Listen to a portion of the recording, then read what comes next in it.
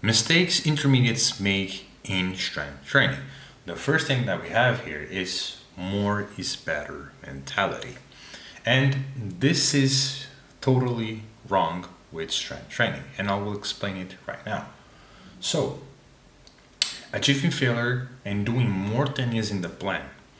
The problem trying to achieve failure and doing more and more is not the best for strength gains.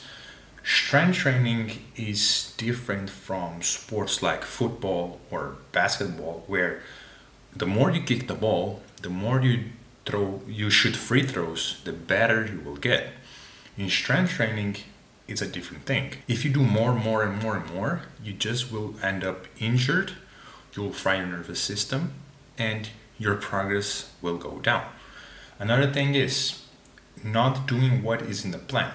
If your coach is putting something in the plan, it has a reason. So, not following what is on the plan can affect your training for the rest of the week and the next week. As a beginner or intermediate, it may not affect you that much, but if you're an advanced athlete and you do this, you do more than is on the plan, for example, RPE 7, 6 reps, and you do 10 reps, RPE 10.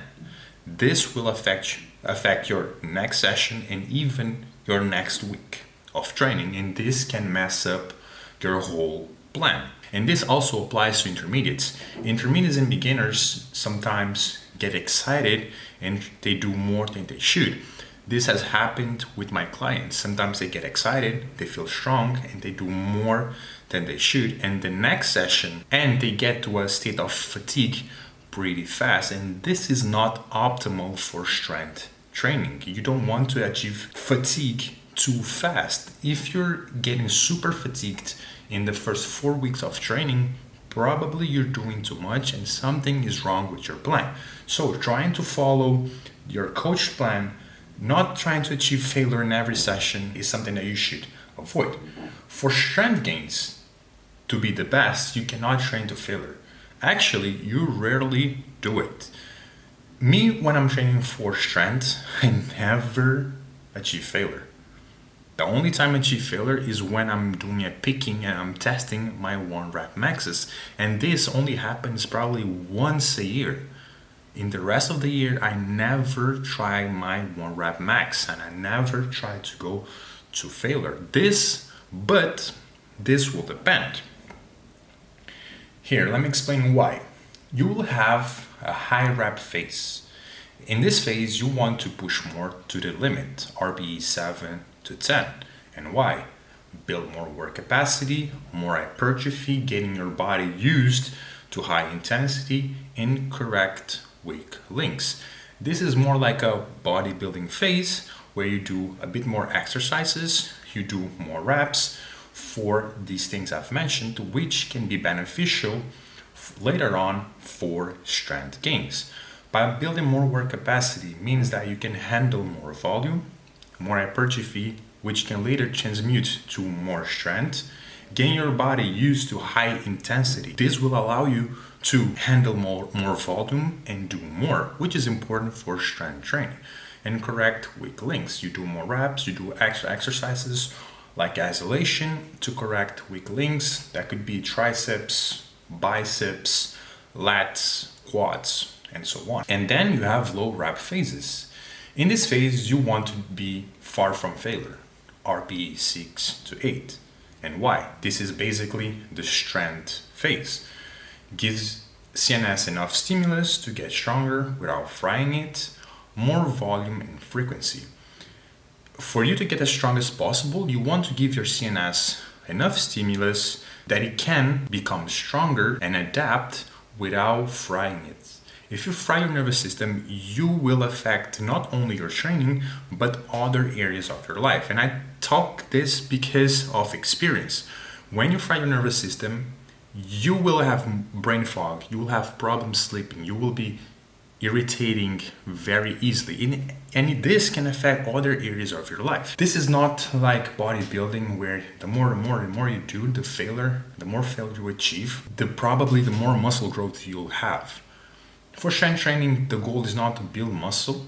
You will build muscle by doing 5 to 6 rep ranges, RPE 8, but the goal is not to get as jacked as possible. And bodybuilding training does not have a big of an impact on your nervous system compared to street lifting or powerlifting.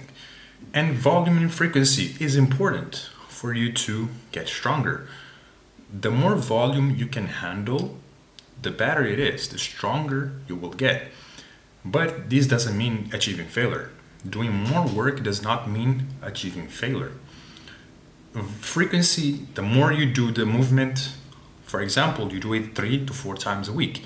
The more you do it, the better you will get at it. And strength is also a skill. So the more you do it, the more you learn it, the better you get. And then this is how you get stronger. I'm gonna give you a quick example here. By the way, if you have trouble progressing with your street lifting movements, even powerlifting movements, you don't have a good structure, you don't have a strategy for you to make progress, get healthier, become stronger, you can schedule a call down below and we'll see if I can help you and we can work together. But if not, you can go to my school community. You'll have there free training programs from street lifting, calisthenics, and hybrid training, how things work. So you have a strength curve here and time curve. This is 3 month, 6th month, 9th month, and 12th month. So the first example will be this person who has the mentality of more is better.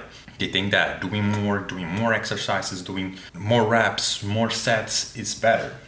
As a beginner, what is going to happen is you will make progress. As a beginner, whatever you do, you will make progress. You recover faster, you will make progress faster. So your progress will be like this. In 3rd month, you made a lot of progress, but then fatigue start catching up and you are forced to do a deload. And you'll do a deload and then you'll rebuild it back, but you have this mentality of doing more. You'll make some progress, but then you'll go down and you'll be in this zigzag for basically a year. And then eventually what can happen is you get injured because you're doing too much. Your body cannot handle that much stress and your joints are all messed up due to the overtraining that you're doing. You injure yourself and then you rebuild it back. You go up, you gotta be a bit stronger, and then deload again because your body is fried. And what can happen with a lot of people is they eventually give up because it's too much and they don't make progress. And let's say in a year you're doing this and you're doing the same mistakes, more is better mentality, and then by the end of the year you made a small progress. All the progress that you made was basically in the beginning, and then you had some peaks here which didn't make much of a difference. And this is a big mistake that intermediates do, and even beginners. And now a second example. This is a guy that knows that more is not better and that follows what I've said here. So he'll start with a strength training phase, with a strength phase. He's gonna make some progress, 3 months, okay, and then he sees that the progress is not that smooth anymore. He's not making that much of progress. So it will get stuck for a bit, and then he says, okay, now probably I need a deload and do a high rep phase that will help me have more work capacity, more hypertrophy, all of these little things that will help me later. He does a deload and then he does this phase. He goes up, start making progress, and in the beginning he does not see the progress that he's making with the high reps in the low rep range, and this is normal. But I believe that if you get stronger at the 8 to 10 rep maxes, your 1 rep max, 3 rep max will increase. So he's gonna do this for long periods of time. Build more work capacity, get stronger at the 8 to 10 rep range, work on the weak links, all of this. He's making progress, but he doesn't see it directly applying to the low rep range. And he's still going. And then let's say he has a competition in month 12, and then what he's going to do is he's going to make the progress there, and in month 9 he's going to start, okay, I need to stop and change to low rep range because I have to prep my body to the lower rep range and for the competition because I will do 1 rep maxes. And then he's going to do a deload, change the training a bit, and what is going to happen in the beginning is your loads will decrease and you'll be a bit out of place per se because you're changing things. You'll have to start with lower weight and build it back. And then what's going to happen is this goes down and then it rapidly goes up. Goes up, goes up, goes up, goes up. You have a taper closer to the competition. You lower the weights.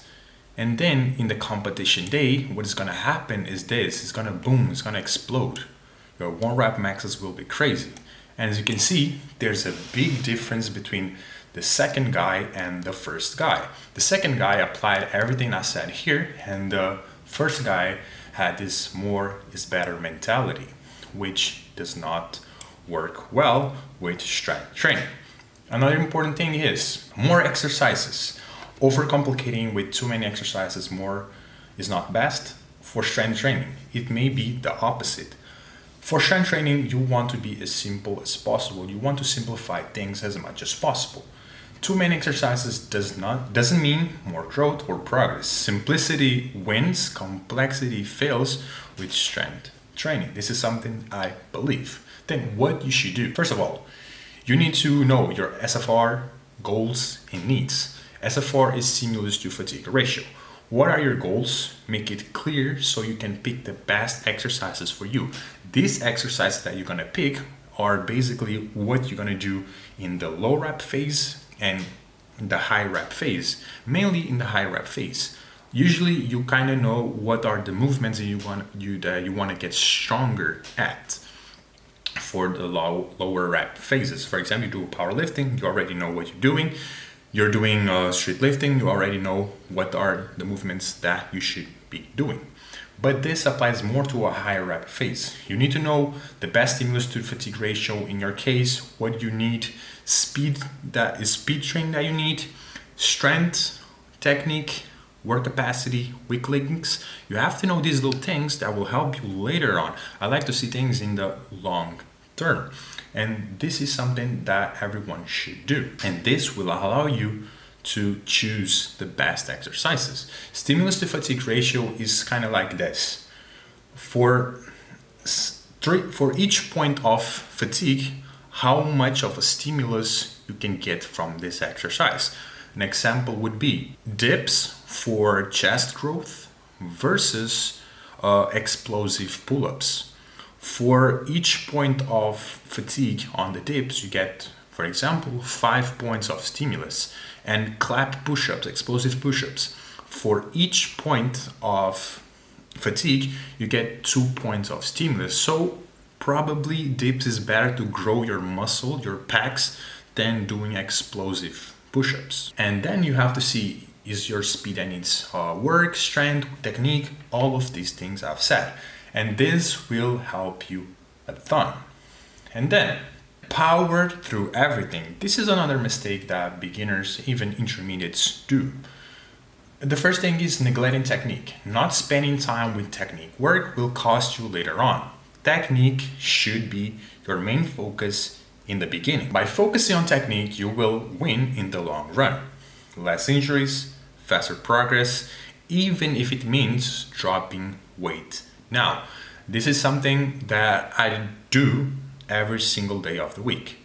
I'd rather trade 10, 20 kgs in my squat or any other movement and learn the technique properly, because this in a 6-month period, 1 year, 3 years, it will make a big difference because I will have less injuries, my progress will be smoother, and I'll be more confident in the movement. This is something I've noticed with the squat. A lot of people are scared to put weight on the squat, are scared to try 1 rep maxes, are scared to miss the squat because they're not comfortable with their technique. I'm never scared of the weight when I'm doing back squats because I'm confident with my technique. I know that if I miss, I'm not gonna get the bar over my neck or whatever it is, or I'll get injured, because I'm confident in my technique, because I took a lot of weight in the bar and I started rebuilding my squat back, and now I have a beautiful technique for a person with my size. I'm 6'2", 1 meter and 88 centimeters, which is a tall person, and I have long legs. And most people with my size can barely do a squat, and I have a really good squat because of this. So focusing on technique should be your priority, because it will help you in the long run. Another thing is not addressing weaknesses. Knowing your weaknesses will help you progress faster and break through plateaus. You are as strong as your weakest link. So knowing what is your weak link and addressing it is a must for progress. And the problem is that beginners and intermediates don't see these little things. Yes, beginners and intermediates don't see these little things that makes a huge difference in the long run. They have this mentality, like I said, power through everything. I just need to do more. I just have to push. I just need to basically power through that thing, the movement. And this can cost you a lot with injuries and not progressing, hitting plateaus, and giving you this frustration that I'm not progressing. I've been through that a couple of years ago. I could not progress in my pull-ups and was getting frustrated because I didn't know these little things. And how this can affect you. Well, I'll give you a quick example here, like I did in the previous one. So you have the strength curve, the beginner, intermediate, advanced, 6 months, 1 year, 3 years, 4 years. So I'm gonna give the first example is the person who has this mentality of power through everything and neglects technique and is not addressing to its weaknesses. So you start as a beginner. As a beginner, whatever you do, you'll make progress. In the first 6 months, you make progress, and then your progress kind of slows down because your technique is kind of off. But the more you do it, you'll get better at it. You may injure sometimes around here, may get hurt, but you'll still make some progress. And then eventually you'll become an intermediate. Your strength level is already an intermediate. And you got here because as a beginner intermediate, you progress very fast, even though you're not addressing your weaknesses, even though your technique is bad. And then when you get to the intermediate level, things start to get a bit more sketchy, a bit harder. You'll see that your progress was not as fast, and you're not addressing your technique or the weaknesses. You're gonna be stuck, go up, go down, get a bit stronger, get stuck for long periods of time, get a bit stronger, go down, get stuck, get frustrated, go down, go up, get a bit stronger, and this is gonna be your life forever, basically. You're almost 3 years in and your level is intermediate, a bit more than intermediate in 3 years, which is a lot. And this is because your body, you get to a point where if your technique is not great, it will be hard to lift more weight. If you're not addressing your weaknesses, you will fail. You will not have this break in the plateaus. And this guy is doing the same mistakes as the guys that I explained here. Not doing the high rep phase, low rep phase, and have this mentality more is better. It's gonna happen the same thing. And you'll be years and years and years and years and years playing around here in the intermediate area. And now, the guy who dropped the weight and focused on technique, addressing his weaknesses, applying everything that I've said before. What is gonna happen is, in the first 6 months, his progress will be good. he'll keep making progress, and he gets into intermediate. Okay, it gets to intermediate level in 1 year. And then he sees that, okay, I'm not progressing, maybe I should drop the weight and rebuild my squat or whatever it is back. Addressing my weaknesses, applying everything. What's gonna happen in the beginning is you're gonna drop the weight and then you're gonna go up. You're refining your technique every week. It's getting better. You put in more weight. You've addressed into your weaknesses. Okay, I cannot lock out in the bench press. Maybe some extra work in my triceps will help me. You do that and then you see, oh, my bench press got better. And you keep going. Of course, you'll have times where it goes down and then you keep going. And finally, you get to advanced level. It can be 3 years, 2 years. This will depend how soon you address these things, your genetics, if you have a good coach. All of these things applies to this. And the lesson here is address your weaknesses, study well, refine your technique. Technique is very important for you to make progress. And now, the final part, randomizing everything. This is something that beginners and intermediates make. They randomize everything from diet to their training to their recovery. Random training programs. This is something that beginners do. They just do whatever. They switch up their plans every week. They do not they cannot follow a plan. They do not know how many reps, how many sets they should be doing. They don't have periodization parts. They don't have periodization, and all of these things will make your results random.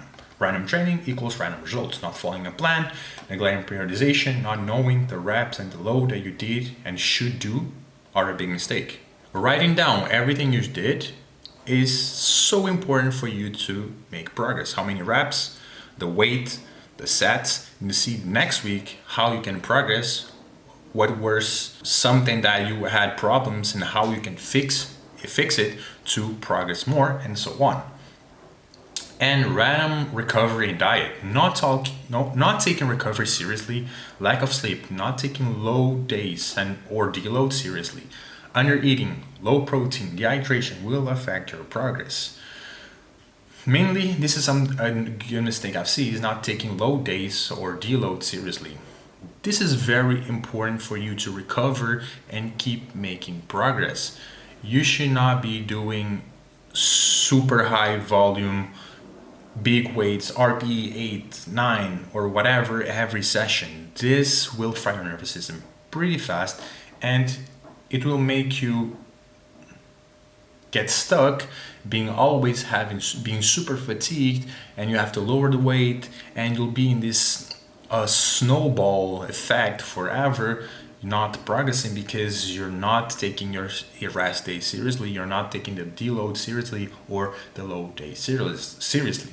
And all of these other things also plays a big role. When I have a bad day of sleep, my performance suffers. Dehydration, under eating, low protein, all of these things will make your training suffer. And then this causes inconsistency and never getting to your true potential. You can make progress as a beginner, as an intermediate, but it will take you so far. Yes, as a beginner or intermediate, whatever you do, you may not rest properly, you may not eat well, and you'll make some progress. But it gets to a point where you're intermediate and you will not see progress. And I've seen this a lot of times, even with my clients.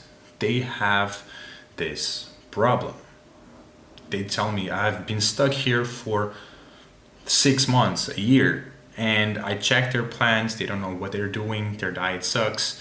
They don't have a structured program.